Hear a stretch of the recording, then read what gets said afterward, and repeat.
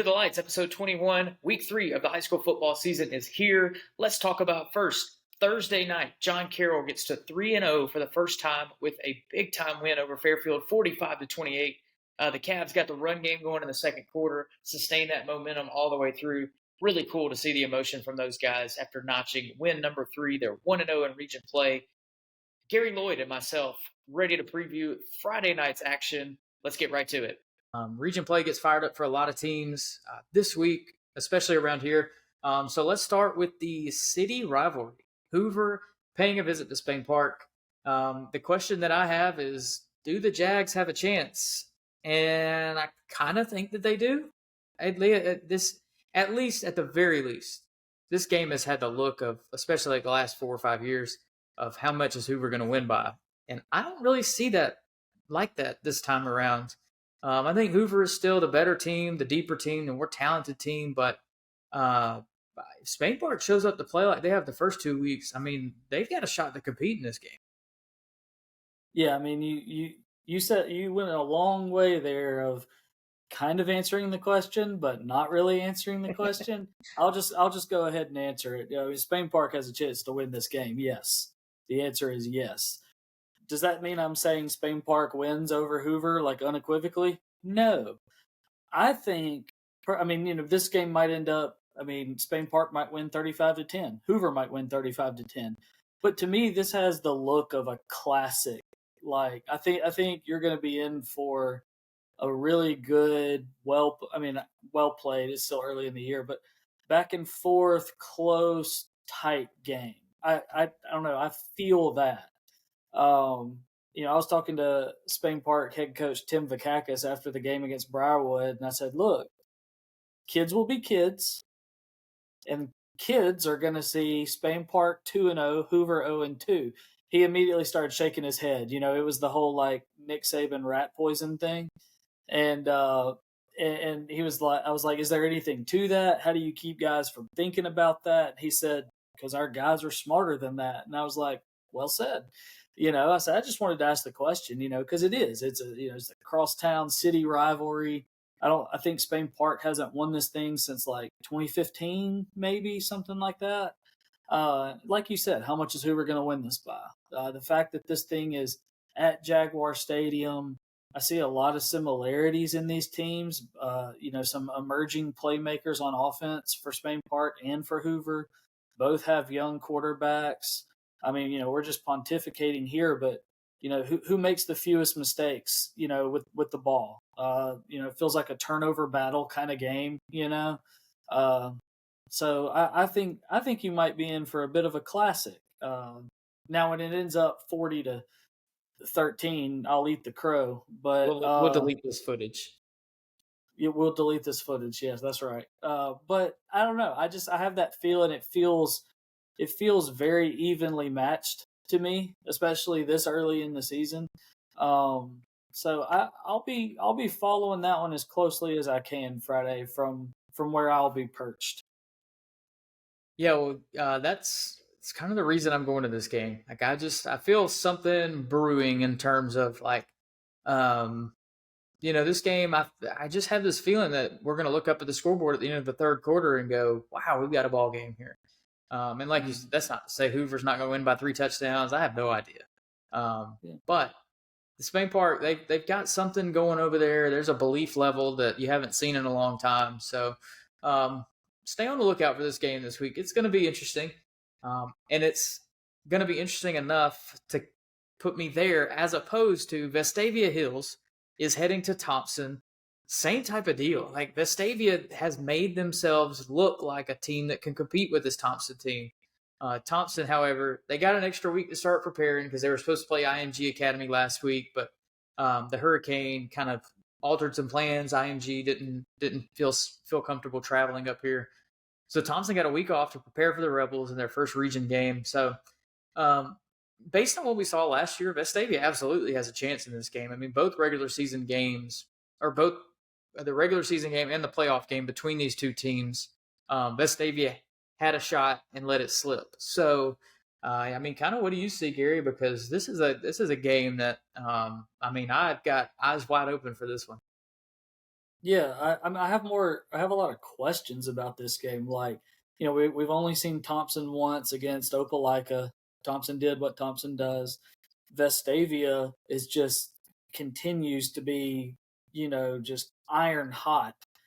And I'm like, is Thompson missing last week? Is that good? Is that bad for Thompson? Is it good? Is it bad for Vestavia? I have no idea. That's why we play the games. Doesn't matter at all, But having that long between games is interesting at minimum. And I'm like, I don't know if it's good or bad. It probably doesn't matter. But Vestavia last year, for everything that head coach Robert Evans said last year about we're coming, I don't know when, but we're not slowing down. You know, that was coach speak, that was talk, it was belief, but they went out and proved it. So they're not sneaking up on anybody now. They're certainly not sneaking up on Thompson after the scare they put into him, in that first half last year in that regular season game. I was there for that, and it was like, we got a game here. And if John Paul Head doesn't go out, who knows what happens in that second half? And then obviously the playoff game where all of us were, it was like a March Madness bracket. That was like the upset to potentially pick was like, oh, everybody's got Vestavia, in an upset here. But they're certainly not sneaking up on the Warriors. This one feels like maybe a bit of a shootout. I know that defense for Vestavia is playing really well, but they have not played Thompson's offense yet. So who can make a big play? Can Jordan Ross, make a big play for Vestavia late in the game? Does that next big time defender at Thompson make his name in this game? They don't have a Peter Woods anymore. They don't have a Jeremiah Alexander. Who maybe steps up on that side and slows down this Rebels offense that nobody's been able to slow down so far. So just another just wildly intriguing region game right off the bat. Yeah, I think you said it. I think this game is going to be a shootout, and I think it comes down to who makes the big play on defense. You mentioned Jordan Ross has got that capability to wreck opposing offenses coming off the edge there.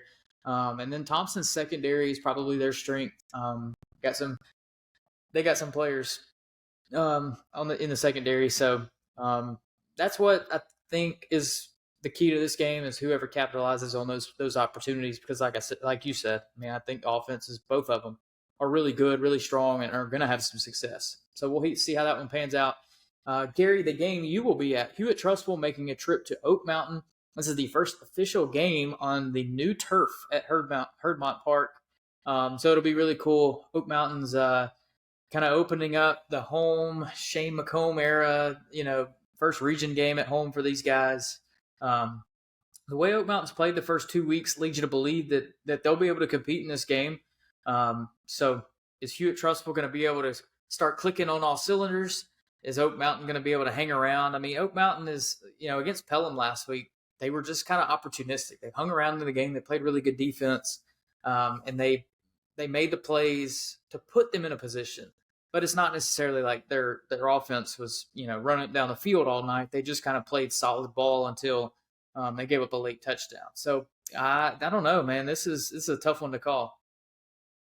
I'm gonna say the same thing to you that you just said to me. I think you said it. I mean, I don't know that this is like necessarily a pick 'em toss up kind of thing. Like I think you've got to give the overall edge to Hewitt Trustful, but I think we'll learn a lot about both of these teams in this game. Oak Mountain playing two very different games at Northridge and then at Pelham last week. And then Hewitt Trustful, it is what it is against Central Phoenix City, one of the best teams, if not the best team in the state at home. But then, still some question marks after last week's win. I mean, it's a 15-point win, but at Gadsden City. But I kind of look at both of these defenses in this one. Can Hewitt Trustful really lock in, slow down an Oak Mountain running game that did really well at Northridge? And for Oak Mountain, playing that Hewitt Trustful offense, do you have enough in the back, in the secondary? Do you have enough in the front seven to slow down all those playmakers? It feels so weird to be starting Class 7A Region 3 play. Like this is the first week of it. But just the region as a whole already, to me, the margin feels like razor thin for the playoffs. I don't know if that's some of, we talked in the offseason, a lot of people have talked in the offseason about like, okay, Thompson might be coming back down a little bit, which, I mean, for them coming back down, they're still head and shoulders above most. But it feels like some resurgence at a lot of these programs, Spain Park, Hoover's in year 2 with Wade Waldrop. I mean, certainly Oak Mountain, starting the way they have, even after a loss last week. And that place is going to be juiced up. New coach, new turf. Piedmont is always a place that's rocking. It's one of my favorite places to go on Friday nights. So I don't know what to expect in this one. Like I could see this game going 4 different ways. I could see Oak Mountain coming out and really surprising some folks and getting the win. I could see Oak Mountain winning on a last second field goal. I could see Hewitt Trustful winning on a last second field goal. I could see Hewitt Trustful blowing them out.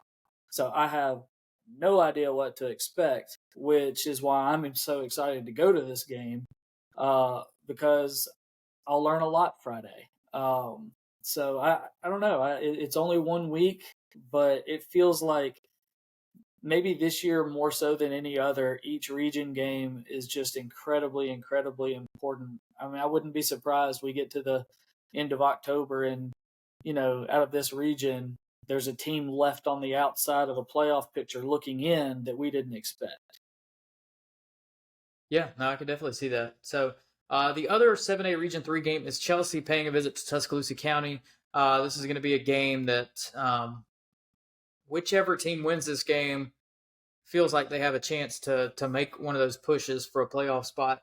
The loser is going to have a tough uphill battle from there. Some other games, we've got Mountain Brook paying a visit to Minor as they start region play in 6A. Briarwood heading to Chilton County. Homewood hosting Helena. We think Waldrop Stadium is going to be ready to go for this one. Not 100% sure at the time we're recording this, but they think they're going to be ready to host. And then finally, Clay Chalkville paying a visit to Pell City and Rush Probst. So, Gary, there's plenty to look forward to this week. Anything else stick out to you?